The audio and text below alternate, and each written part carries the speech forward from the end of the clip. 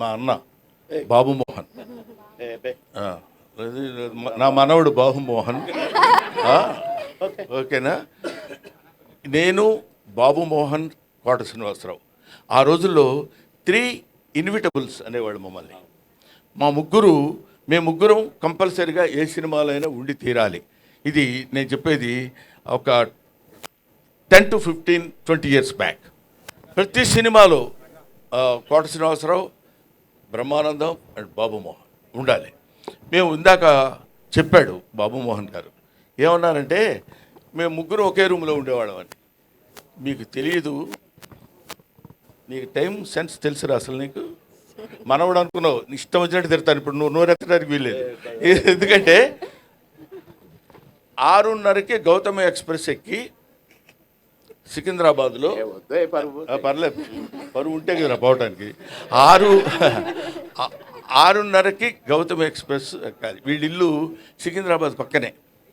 కరెక్ట్గా 6:31కి ఒక వ్యక్తి ఒక బ్యాగ్ వాడి చేతిలో పట్టుకొని పరిగెత్తుకుంటూ వచ్చేవాడు కంపార్ట్మెంట్ దగ్గర. ఎవరు ఏంటి ట్రైన్ కదులుతున్నప్పుడు పరిగెడుతున్నాడు ఏంటి అనుకునేవాడు.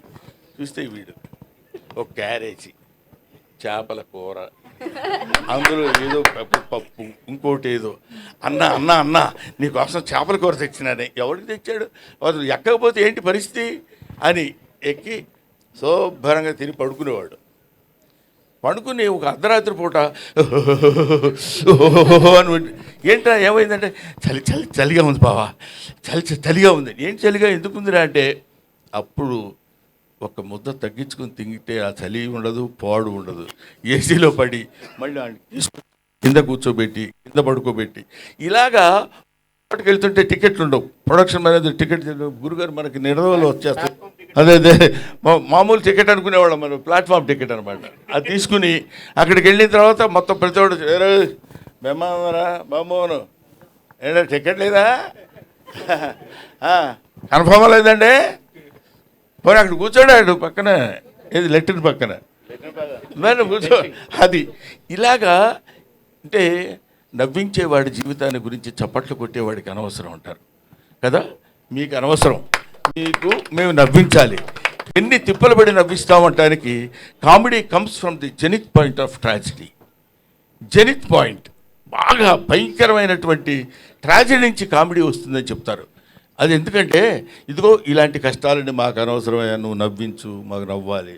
నువ్వేం పడితే మాకెందుకు, నువ్వు రైల్లో టికెట్ లేకపోతే మాకెందుకు, ఉంటే మాకెందుకు. కామెడీ ఏం చేస్తున్నాడు?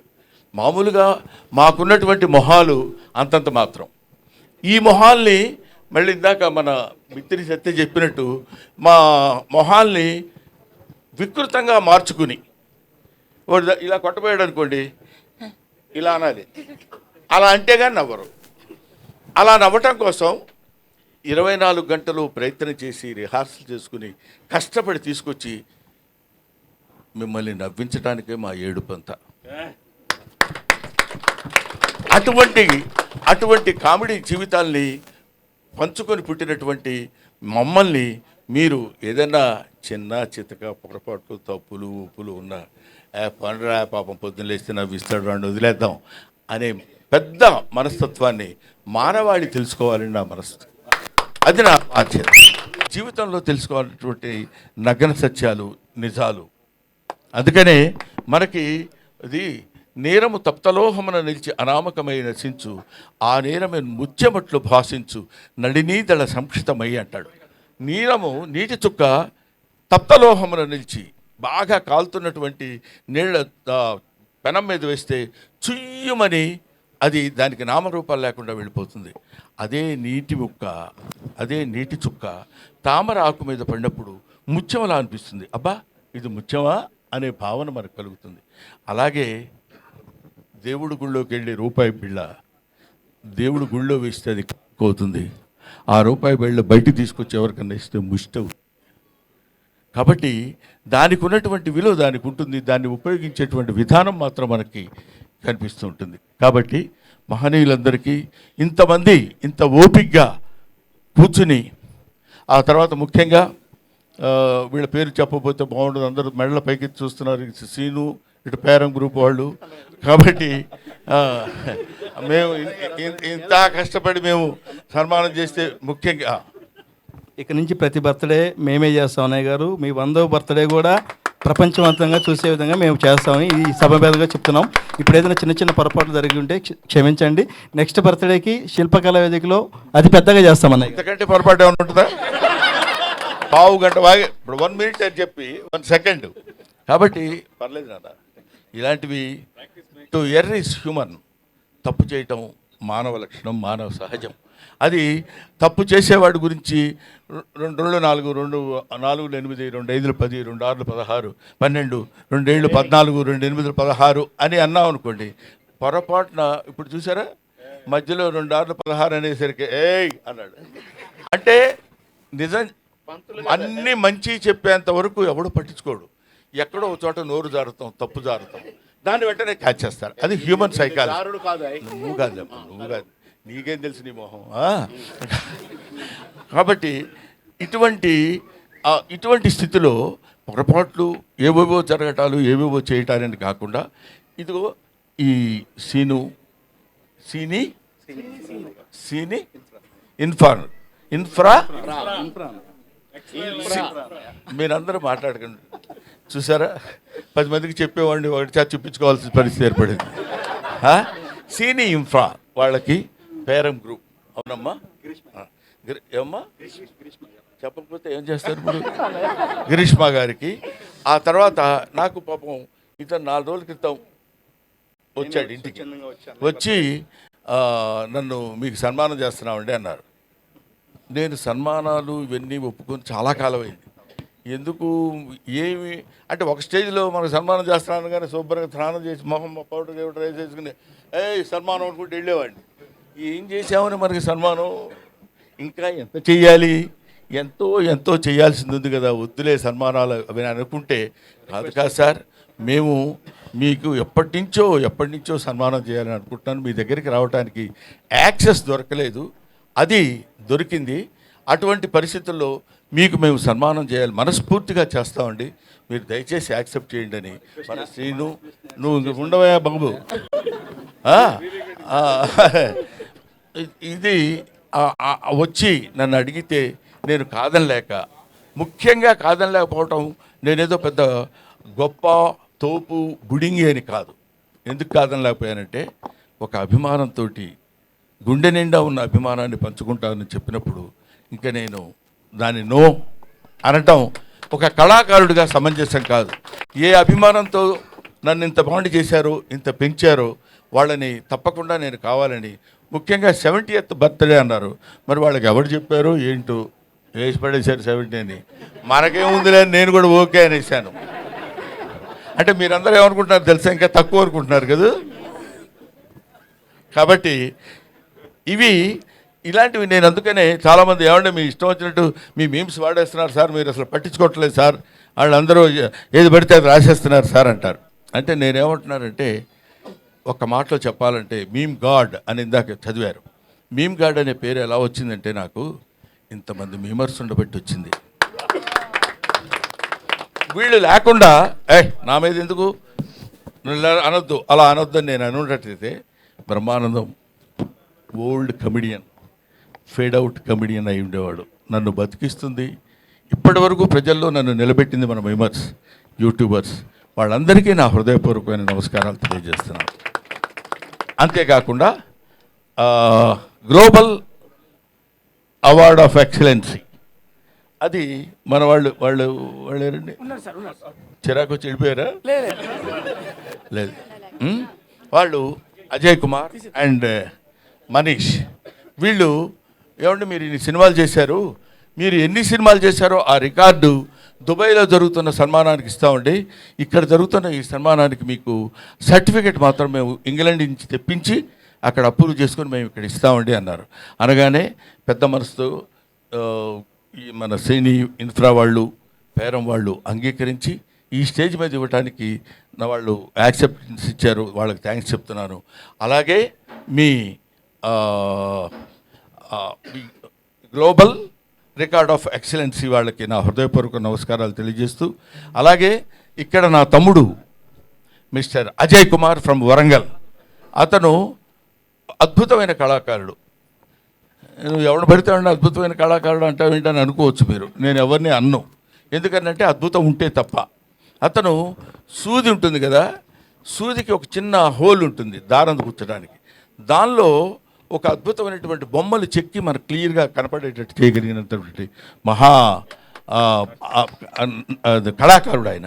అదిగో ఎదురుగా ఉన్నాడు అజయ్, మీరు ఒకసారి స్టేజ్ మీదకి రండి.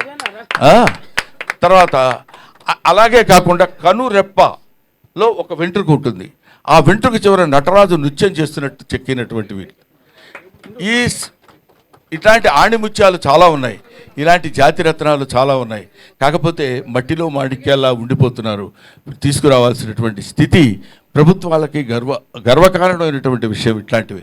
ఇతను ద్వారా వాళ్ళు ఇతనికి ఎక్సలెన్స్ అవార్డు ఇచ్చారన్న నాకు. అంటే మీరు తప్పకుండా మీకు ఇవ్వాలని మీరు వాళ్ళు ఎప్పటి నుంచో మిమ్మల్ని అడుగుతున్నారంటే, నా దగ్గర ఏంటంటే ఒక జబ్బు, అదేంటంటే గబుక్కుని ఎవరన్నా వచ్చి ఏం ప్రమాదంగా దగ్గరికి వెళితే ఏమంటాడు, ఎందుకు వచ్చిన గొడవరా అనే అదొక, ఇదిగో మన ఇందాక బిత్తిరి సత్తి చెప్పాడు చూడు, ఏమంటారు ఎందుకు వచ్చింది నా దగ్గరికి వెళ్ళగలవా అని అదొక చిన్న లైన్ ఒకటి వేశారు. బాగానే ఉంది, ఒక రకంగా బెటరే అది. ఎందుకంటే గబుక్కుని ఎవడు పెడతాడు, గబుక్కుని రారు. సరే, అలాగా నా దగ్గరికి వచ్చి మీకు ఈ అవార్డు ఇవ్వాలని మేము కోరుకుంటున్నామండి అంటే వాడికి ఇలాగా ఎంతమందికి అని ఎందరో మహానుభావులు అందరికీ నా హృదయపూర్వకమైనటువంటి కృతజ్ఞతలు నేను తెలియజేసుకుంటున్నాను. అయిపోయింది అనుకున్నారు కదా, అవలా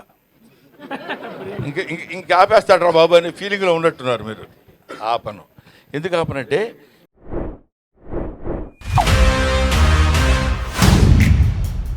देख रहा है विनो, मुझे ये चाहिए सिद्धप्पा जी। ले लो। ठीक है, ले लेते हैं। किसी और में कोई आपत्ति? बहुत बढ़िया।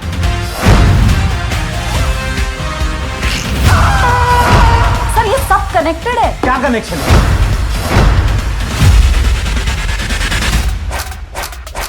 निशाना लगाया तो शिकार पक्का।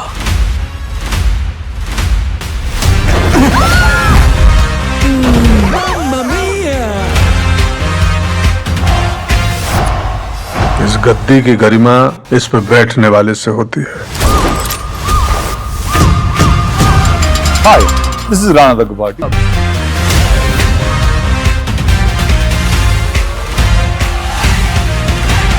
दिल खुश कर दिया यार विकास।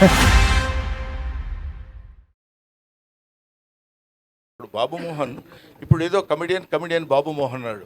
పరువు ప్రతిష్ఠ అనే సినిమాలో బాబు మోహన్ గారి నటన ఒకసారి ఇంటికి వెళ్ళి వీలుంటే ఒక 5 నిమిషాలు 10 నిమిషాలు మీరు దాన్ని ఏమంటారు గూగుల్ కొట్టి చూడండి. ఎర్రవుడు అనే సినిమాలో నేను తను ఇద్దరం కలిసి, తను కాటికాపరిగా నేను బ్రాహ్మణుడిగా ఇద్దరం కలిసి గొప్ప స్నేహితుల కింద నటించినటువంటి అద్భుతమైనటువంటి నటన చేసినటువంటి మహానటుడు అతను. అలా కనిపిస్తుంటాడు కానీ అలా ఏదో సినిమాల్లోకి లేదా రాజకీయాల్లోకి వెళ్ళిన తర్వాత ఆయనలో వచ్చినటువంటి మార్పులు బోర్డని ఉండొచ్చేమో కానీ నటుడిగా ఒక అద్భుతమైనటువంటి స్థితి ప్రజ్ఞత కలిగినటువంటి వాడు. ఎందుకంటే మామూలుగా ఇప్పుడు మనం చెప్పుకోవచ్చు కోట శ్రీనివాసరావు పక్కన నిలబడి అతనితో జోడీగా, కోట శ్రీనివాసరావు అంటే వాడు అపర నటరాజు, అటువంటి వాడి పక్కన నిలబడి ఇదిగో బాబుమోహన్ గారు ఉంటేనే బాగుంటుంది రా కోటగాడి యాక్షన్ అని అనిపించుకోగలిగినటువంటి ఇలాంటి వాళ్ళు ఒక ధర్మవరపు సుబ్రహ్మణ్యం, ఒక ఎంఎస్ నారాయణ, ఒక వేణుమాధవ్, ఆ తర్వాత ఒక ఎవరు మన సునీల్ ఉన్నాడు రా, ఏవిఎస్, ఏదో నోటికి వచ్చిన పేరు చెప్పేస్తామండి. వీళ్ళందరూ కీర్తిశేషులు రచ్చ రవి అంటే ఎలా బాగుండదు కదా. అందుకని ఇటువంటి వాళ్ళందరూ అట్లాంటి చదువుకున్నటువంటి వాళ్ళు, ఎడ్యుకేషన్ ఉన్నటువంటి వాళ్ళు, వీళ్ళు ఈ సినిమా ఇండస్ట్రీలో అప్పటి వరకు బ్రహ్మాండంగా నవ్వించి వదిలిపెడతారంటే నవ్వు ఎక్కడి నుంచో తెలిసిన మనుషులు వాళ్ళు. ఇందాక చెప్పాను, బజార్ను నడిచి వెళుతున్నప్పుడు కాలికో దెబ్బ తగిలింది అనుకోండి, మొట్టమొదట ఆ దెబ్బ చూసుకొని అబ్బా చచ్చిపోతున్నావురా బాబోయ్ ఇదేంటి ఇలా జరిగిందని, దానికి అని అన్నా దీన్ని నేను చూడండి అంటే వెంటనే వాడు హాస్పిటల్కి తీసుకెళ్ళి ఒక ఇంజక్షన్ చేసి కట్టుకట్టి వదిలేశారు అనుకోండి, ఓకే. రెండోసారి తగిలింది అనుకోండి, అబ్బా మళ్ళీ అక్కడే తగిలిందిరా బాబు అని అనుకుంటాం. ఇంకా ఎక్కువ బాధపడతాం, ఇంకా 2 ఇంజక్షన్లు ఎక్కువ చేయించుకుంటాం. అదే 10వ సారి 11వ సారి తగిలింది అనుకోండి, అదేంటరా అది ఎప్పుడు ఇక్కడే తగులుద్ది, ఏంటో ఎక్కడ ప్లేస్ లేనట్టు అక్కడే తగులుద్ది ఏంటి, ఇంజక్షన్ చేసి ఇంజక్షన్ అదే బదులేవే. అక్కడి నుంచి అంతటి విషాదం నుంచి కామెడీ పుడుతుంది. కాబట్టి ఆ కామెడీ నేర్చుకొని మీ అందరికీ పంచిపెట్టేటువంటి ఈ హాస్య నట బృందాన్ని, మీరందరూ హాస్యాన్ని, ఎందుకంటే ఒక హాస్యం ఎంత గొప్పదంటే, ఇంకా నేను చాలాసేపు చెప్పగలను, మరీ ఇంత హింసించకండి సార్, వాళ్ళు భోజనాలు పెడుతున్నారా? ఉన్నాయంట, అయితే పర్లేదు చచ్చినట్టు వినాలి మీరు. ఎందుకంటే హాస్యం ఎంత గొప్పదంటే, ఇప్పుడు మనం సినిమా చూస్తున్నాం అనుకోండి, సినిమా చూస్తున్నప్పుడు అబ్బా హీరో ఏం యాక్ట్ చేశాడు రా, బ్రహ్మాండంగా చేశాడు, సినిమాలో అద్భుతంగా నటించాడు అంటాం. హీరోయిన్ సూపర్ రా, అదిరిపోతుంది అనుకుంటాం. సీనరీస్ చాలా బాగున్నాయి అంటాం. విలన్ అదిరిపోయేటట్టు చేస్తున్నాడు అంటాం అని ఇంటికి వెళ్ళి కూడా మాట్లాడుకుంటాం. కానీ కామెడీ ఇక్కడ కూర్చొని గంభీరంగా అలా ఉండి ఇంటికి వెళ్ళిన తర్వాత వాడు కామెడీ బాగా చేశాడే అని అనం, అక్కడ చచ్చినట్టు నవ్వాలి. అలా నవ్వించగలిగిన వాడే కమెడియన్, అలా నవ్వించగలిగిన వాడే రియల్ రియల్ రియల్ కమెడియన్. ఇట్లాగా ఇలాంటి కమెడియన్స్, ఇలాంటి వాళ్ళు నాకు తెలిసి అన్ని భాషల్లో కమెడియన్స్ ఉన్నారు, కానీ తెలుగు భాషలో ఉన్నంత వైవిధ్యం కలిగినటువంటి హాస్య నటులు చాలా తక్కువ మంది మిగతా ఇండస్ట్రీస్లో ఉన్నారు. We feel proud to say that we are the comedians of Telugu film industry. ఎవడగోల వాడుది సినిమా ఒక అతను కొనుక్కున్నాడు హిందీలో, ఎవరో కాదు హీరో, అతని పేరేంటి, ఒక హీరో యంగ్ హీరో పేరు గోవింద, కొనుక్కొని అతను ముచ్చటపడి కొనుక్కున్నాడు హిందీలో తీయమని. కమెడియన్స్ లేక ఇంకా సినిమా తీయలేదు, అక్కడే ఉంది బాక్స్. అది అంటే ఏమైనా అటువంటి స్థితిలో, ఇటువంటి పరిస్థితుల్లో ఇన్ని సంవత్సరాల సుదీర్ఘమైనటువంటి ప్రయాణానికి సహకరించినటువంటి మీ అందరికీ నా హృదయపూర్వకమైన నమస్కారాలు తెలియజేస్తున్నాను. ఇందాక మాట్లాడిన వాళ్ళలో మన రచ్చరవి బాగా మాట్లాడాడు అంటాను అనుకుంటున్నావు కదా నువ్వు, చాలా సరే అది విషయం. తర్వాత ఎవరు మన మిత్తిరి సత్తి ఎక్కడ ఆ మాట్లాడిన రామ్మోహన్ రెడ్డి, ఓహో జితేంద్ర నువ్వు వచ్చావా, రామ్మోహన్, తర్వాత మూర్తి గారు, వీళ్ళందరూ మాట్లాడుతుంటే వాళ్ళు that words come from their heart. ఏదో 2 ముక్కలు మాట్లాడి వెళ్ళిపోదామని కాదు. నాగేంద్ర కుమార్ మై స్టూడెంట్ అతను. కాబట్టి వీళ్ళందరూ నన్ను ఇంత ఆశీర్వదించి ఈ స్థితికి తీసుకొచ్చినప్పుడు నవ్వుతూ చించండి చింపండి అని రాశారయ్యా. Thank you very much. అందుకని మాట్లాడటం అనేది ఒక ఆర్ట్, ఎవడు పడితే ఆడు మాట్లాడటానికి కుదరదు. ఏదో మైక్ ఇచ్చాం కదా అని ఏదో ఇప్పుడు ఒక అతను మాట్లాడతాడు, చెప్తా చూడు. సోదరిమణులారా,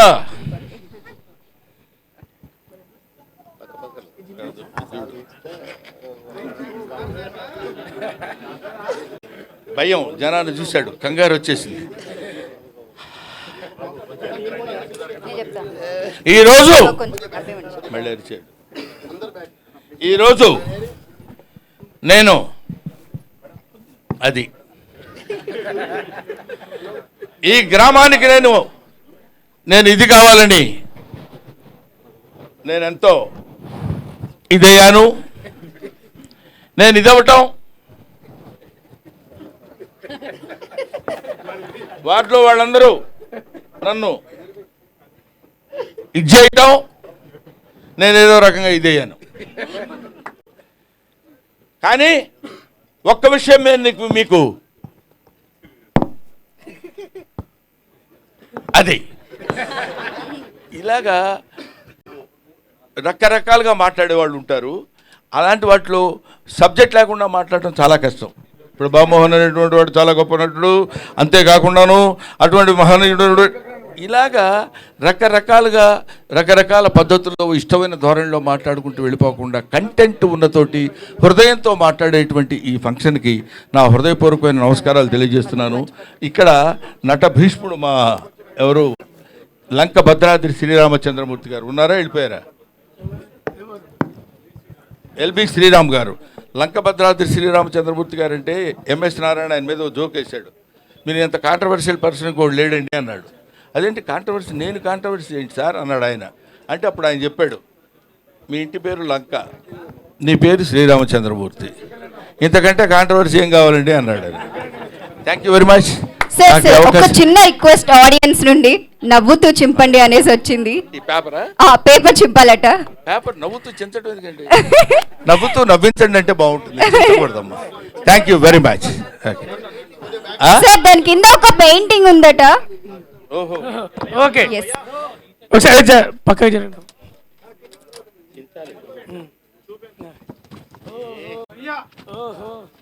సూపర్.